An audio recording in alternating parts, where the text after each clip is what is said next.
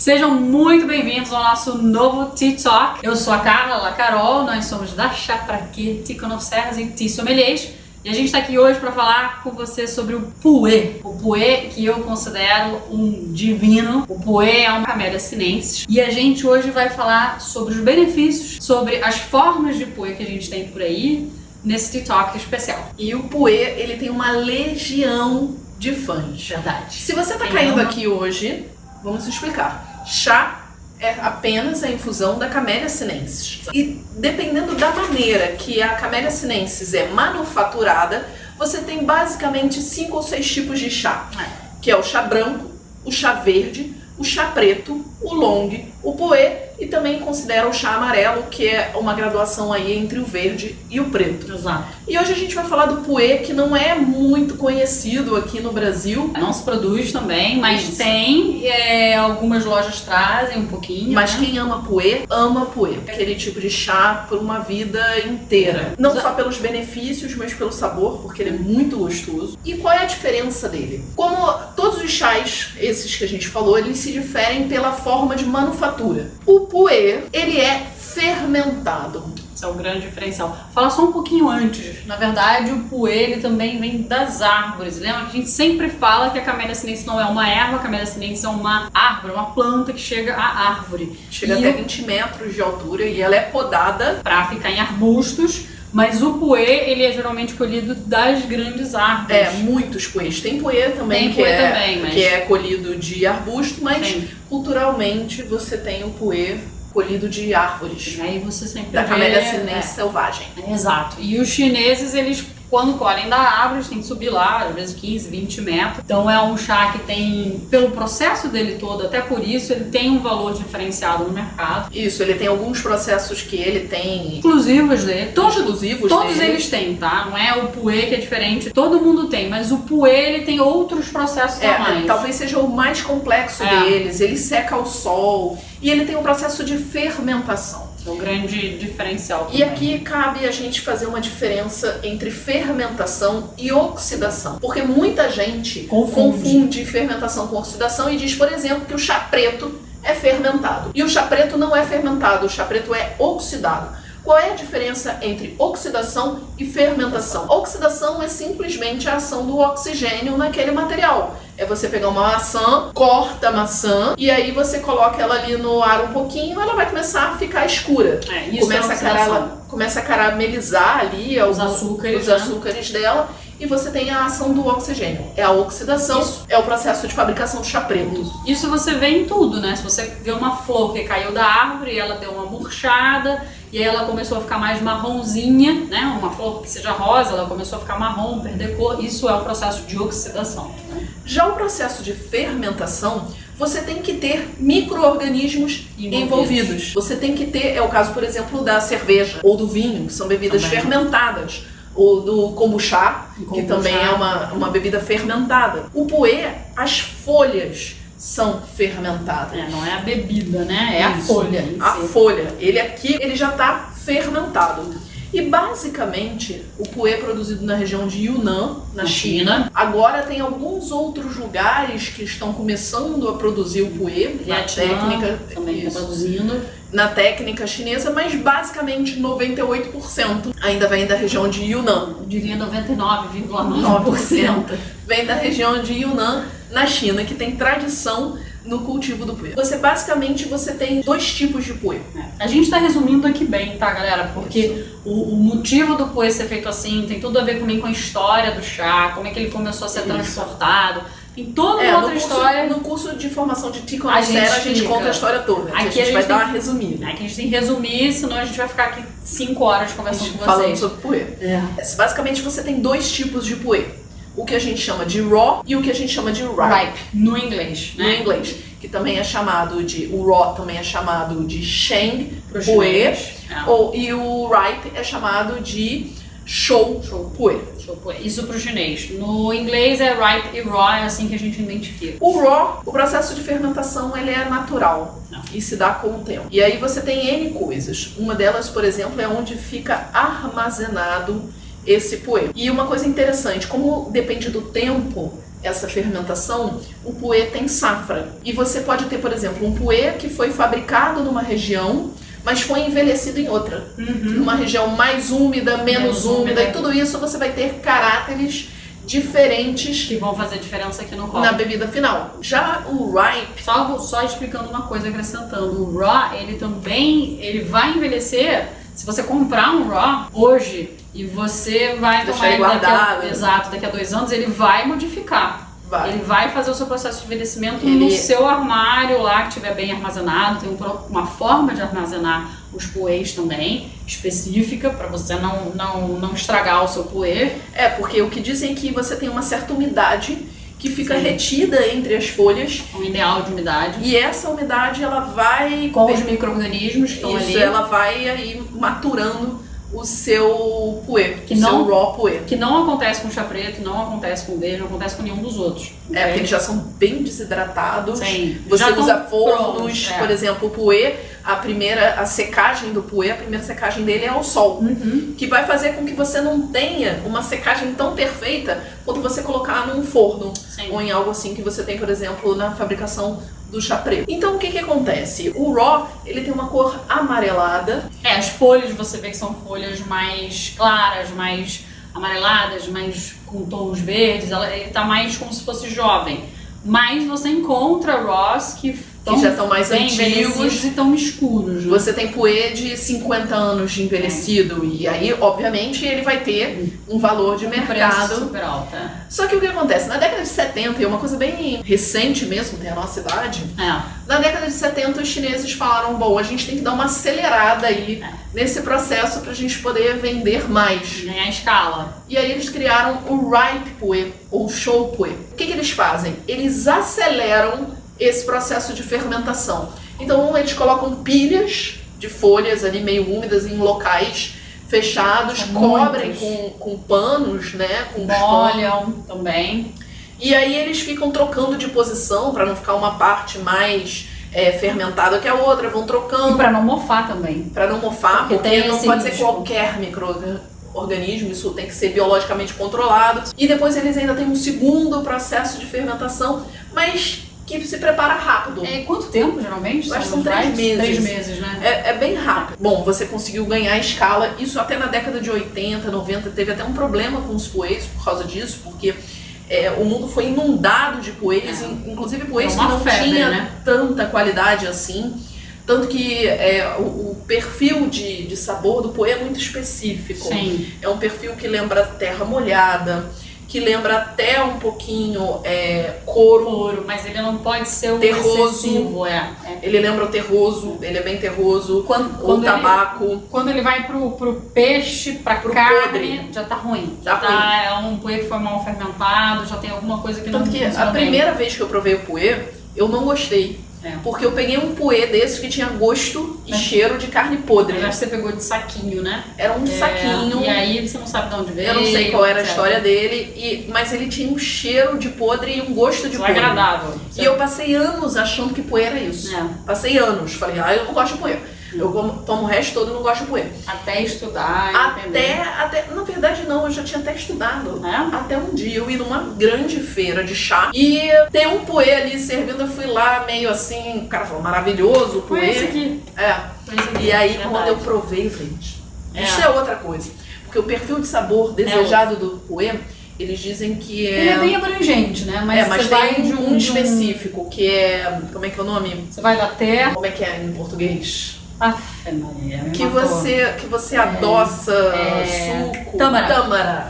Isso. Você vai pro perfil de tâmaras. Mas o perfil desejado dele é tâmaras doces. Sim. Ameixas doces, mas principalmente o sabor de tâmara. E você vai ter aí esse aspecto terroso, esse aspecto... Sim, e você vai até frutas secas, você pode ir pra flores. Ele tem um leque bem abrangente. Mas o puê perfeito. Você não vai encontrar num puê nunca herbal. Não existe isso. Isso é herbal, aí você vai ter pros chás Isso, ele tem esse doce. E o puê bom mesmo. Mel, melado, todas essas notas são muito características do puê. E o puê de qualidade, você realmente sente o sabor da tâmara doce. Sim. É bem uma característica dele. E o aroma também, né? Tem um aroma intenso, uma cor intensa. Esse aqui, por exemplo, não tá tão intenso. Ele até tem uma cor quase que de Coca-Cola, né? Assim, Preta. Tanto que algumas pessoas chamam de chá escuro. Sim, de chá escuro ou chá vermelho. Ou chá vermelho. A gente chama de chá vermelho, mas eu não gosto de chamar de chá vermelho. Não. Porque aqui, principalmente no Brasil, chamam-se muitas coisas de chá vermelho. Então até roibos de chá vermelho. E aí, enfim, aí você fica meio assim. Pela cor é uma confusão que não tem que fazer. Que não tem a ver. Mas lojas especializadas de chá, eles falam puê ou chá vermelho, você sabe que tá falando de um puê. E nesse caso, esse aqui já tá com uma coloração mais clara, porque a gente já tá numa quarta, quinta infusão desse especificamente. Então ele perdeu um pouquinho de cor, mas ele continua agradável ao paladar, e por isso a gente está bebendo gelado, inclusive, né? E além de gostoso, o puê é um excelente amigo, né? O puê, ele tem a capacidade de ajudar o seu organismo a fazer aquela digestão quando você já tá com a digestão pesada. Digestão difícil. Você comeu muita gordura, você caiu dentro de uma pizza, meteu o pé na jacão mesmo. O puê é excelente para aquele momento. Tem muita gente que conhece a gente e diz, nossa, eu tomei um puê e realmente tô me sentindo outra pessoa. Na época da Blue Dog... Tava mal, tava passando mal, tava enjoada. Na época da Blue Dog... A gente tinha o puê, né? O Divino Puê, que era maravilhoso. Era um dos tops de linha nosso. Do puro era o top de linha. E foi um dos primeiros que as pessoas começaram a querer litros da gente. A gente virava pra gente e falava, não quero garrafinha de 300 ml. A gente começava assim, já vinha uma pessoa e falava assim, você trouxe puê? Trouxe, guarda 10 garrafinhas pra mim. Tipo, o puê acabava no meio da feira. Ele falou, peraí, é melhor ensinar, porque é possível, né? Foi, porque a gente começou a ensinar a fazer, porque eu não conseguia atender a demanda. E o que acontecia? É um chá que, se você tá pesado, pra quem tem gordura no fígado, excelente. Ou pra quem tá enjoado, mal-estar, você toma o puê, cara, pode contar. É o quê? Meia hora? Por aí, meia hora no máximo. Depende também. Se a pessoa tá muito mal, às vezes pode demorar um pouco menos, um pouco mais. Depende. Ele é milagroso. Mas ele limpa. O puê ele atua diretamente no fígado. Então, se a pessoa tá, como a Carol falou, ela vai se beneficiar muitíssimo. Bebeu demais. Comeu demais. Esse é o lado que as pessoas não conhecem do puê também. Puê, todo chá da Camellia sinensis, se você, além de beber álcool, você depois bebe, em vez de beber álcool, beber um copo de água, né, 1 para 1, geralmente as pessoas fazem isso, beber um copo de vinho e você acompanha com um copo de água, para ir diluindo o álcool no seu sangue, porque o álcool, na verdade, desidrata, não é legal nesse aspecto, então a pessoa se hidrata bebendo água, dilui o álcool no sangue, então você não tem tanto o efeito ruim. O efeito ruim que às vezes pode ficar, né, o bêbado, de ressaca. Ou de ressaca, o pior é a ressaca. O pior é a ressaca se for uma bebida ruim. Mas o que acontece? Ou bebeu demais. O puê, se você acompanhar ele ou beber ele depois do álcool, ele vai diminuir muito o efeito do álcool, não só da parte de hidratação, que ele vai te ajudar, mas também no efeito do ruim do álcool. Então você não vai sentir tanto o efeito daquela bebida. Você se você tá acostumado a beber 2 taças, não posso beber mais 2. Você vai conseguir beber as 2 e vai ficar de boa se você associar o puê. E a gente já testou isso com várias pessoas. A gente uma vez levou um grupo de amigos no Outback e a gente falou assim, a gente vai pagar tudo. Pode pedir, pode costela, come o que você quiser. A única coisa é que vocês vão beber puê. Beber puê e batata frita, cebola, carne, né? Saiu todo mundo impressionado, porque eles comeram aquele monte de coisa, né? Não aconselho que tome puê pra isso, mas eles comeram mais do que eles até poderiam comer e eles saíram leves do restaurante. Saíram bem do restaurante. Falaram, olha, geralmente eu saio empanzinado. Não saí me sentindo bem melhor. Então o puê, ele tem essa capacidade, ele é um salvador. Quem conhece fica louco e apaixonado. Existem comunidades no mundo só de puê, só de amantes de puê. Eu amo puê, não sei, mas tudo em inglês, porque a gente ainda não tem aqui no Brasil. Podemos criar uma comunidade, porque a gente já tem muitos clientes, ex-clientes, alunos que são loucos pelo puê. Tem que provar para conhecer. E a gente trouxe aqui 3 para vocês conhecerem, que vou mostrar ali perto da câmera. A gente não tem o Raw, a gente não comprou ainda o Raw. Hoje em dia, quem que vende puê? Você tem as lojas especializadas em chá, as lojas importadas, Moncloa, Tea Shop, Tal Chá. Essa galera toda que vende o Puer loose leaf, que a gente chama, que é o Puer em folhas soltas, vou mostrar aqui, tá? Mas puro, eu acho que você vai ter na Tea Shop. Tea Shop, eu acho que é Tal Chá, não tenho certeza. Não sei E você tem uma loja especializada de chás chineses, que é Chaie, que fica em São Paulo. Vale a pena conhecer se você tá em E São lá Paulo. eles vão ter Puer, eles vão ter cake de Puer. Puer não é tão barato, um cake de Puer não é. Mas ele não rende é... demais. Mas tem que saber preparar. Geralmente os cakes têm 357 gramas. Esse nosso específico, ele é de 2011. Então, existem 1 trilhão de tipos de puês no mundo. Esse aqui é é com uma pessoa. Não tem tantas cópias dele por aí, Tanto né? que eles têm, tá vendo esse desenho aqui? É um desenho por safra. Inclusive tem arte só de papel que embrulha o puer. Que são lindíssimas. Esse nosso, especificamente, ele rende até umas 10 infusões, né? O puer, diferentemente de outros chás, principalmente o puer aqui em cake, ele tem uma técnica de preparo específica. Muito específica. Que não é igual você preparar um loose leaves. Ele tem uma maneira de você preparar diferente dos outros chás. A gente tem o loose leaf na maioria das lojas, que também vai render mais de uma infusão, mas rende menos. Acho que até 3 no máximo, né? O loose leaf que eu vou mostrar. Aqui a gente tem uma caixinha que é parecida com o cake. O que mais se vende geralmente é o cake. Esse aqui parece um bombonzinho. Eu vou mostrar agora também, tá? E esse aqui é um outro específico que... eu não lembro a safra dele, mas é da mesma empresa desse aqui também. E ele rende umas 5 infusões. Então aqui você tem como um tabletinho de chocolate que eu vou mostrar. Tá vendo? Deixa eu pegar bem aqui. Tá? E aí você divide esse aqui e cada pedacinho desse aqui vai te render mais ou menos 5 infusões. Aqui a maioria das lojas vendem. Estão vendo? Essa cor escura aí é típica de um show puer, né? De um ripe puer, que é esse mais escuro. Não é um chá preto. Ele tem esse escuro que é bem diferente dos chás pretos. Dá pra ver bem. Algumas tonalidades de marrom, né? Muito interessante. O nosso cake, lindo. Você já fez a avaliação dele de aroma? O puer tem um aroma muito específico, né? A primeira coisa que eu vejo, por exemplo, esse aqui que é o mais envelhecido, ele tem um aroma mais doce. Esse é 2011, né? Então ele se aproxima daquela coisa, daquele sabor, perfil de sabor do puer, da tâmara doce, das frutas doces, da ameixa doce. Nesse aqui a gente sente bem.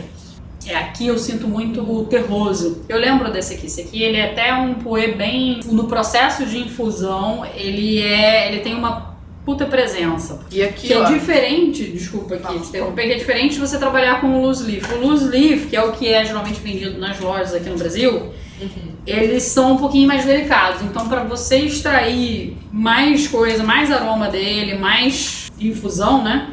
Você extrair ele mais das folhas, ele demora um tempinho maior, é outro tempo de infusão, é outro processo. Esse daqui, inclusive, ele tem um processo diferente de preparo do que você tem no loose leaves ou que você tem nos outros chás. O que é interessante aqui, esse cake, né, uma prensa que você tem, que prensa o chá. E uma grande diferença entre o Sheng e o Show Puer é que o Sheng, que é o raw, ele depois de seco ele é prensado também. E aí ele é fermentado, guardado, né? Ele é fermentado já prensado. Esse aqui não. Esse aqui ele é prensado depois da fermentação, daquela fermentação acelerada que a gente falou. Então ele vai ser ou loose leaves, assim ou ele vai formar essas prensinhas aqui que vai fazer esses pequenininhos, ou ele vai para prensa fazer isso aqui. Isso é um estilo. Os tubos, que são umas bolinhas de gude, eles vão render também um número X de infusões. Cada um desses aqui vai render um número X de infusões. Que quando a gente é triconoceira, a gente aprende a entender como é que o chá está se comportando no momento da infusão, para entender até onde ele vai. Se ele vai para 3 infusões, 4, 6, 8, 10, 20... Tem puês e outros chás que te rendem até 30 infusões. Sim, tudo isso. Por isso que é importante também você saber armazenar o seu puer. Agora a gente vai dobrar ele aqui, a gente vai botar ele num filme plástico, ele tem que ficar numa área específica da casa, livre de umidade, livre de... Também não pode ficar numa área muito não ventilada, nunca pode ficar exposto ao sol. Você tem que ter muito cuidado com os puês, porque os puês têm micro-organismos, então eles já estão aqui presentes. Se a gente colocar muita umidade e tal, você pode acabar mofando ou estragando o seu puer. Mas pra quem tá começando, a pessoa vai provavelmente começar pelo loose leaf, que é o que você encontra em loja. E eu até aconselho quem tá começando realmente começar pelo loose leaves e não pelo cake, porque o cake requer um conhecimento um pouco mais aprofundado para saber preparar e para saber aproveitar. E aí que tá, quando a pessoa conhece um especialista em chá, é um tea connoisseur, ela sabe o valor que tem um cake desse. Se chega para uma pessoa que não entende nada de chá, mostra isso aqui e fala pra ela quanto é que custa, a pessoa vai dizer, nossa, muito caro, é caro, porque ela não sabe avaliar o valor e ela não sabe que ela vai ter várias infusões, ela não sabe o quanto que ela vai produzir dali. Já um especialista em chá, já alguém que conhece o chá, ele sabe o valor, ele sabe o quanto que vai render esse cake, ele principalmente sabe preparar para não desperdiçar. Sim. E claro que também os cakes que já tem por exemplo, como esse que é de 2011, ele tem uma capacidade de dar mais benefícios do que um loose leaf.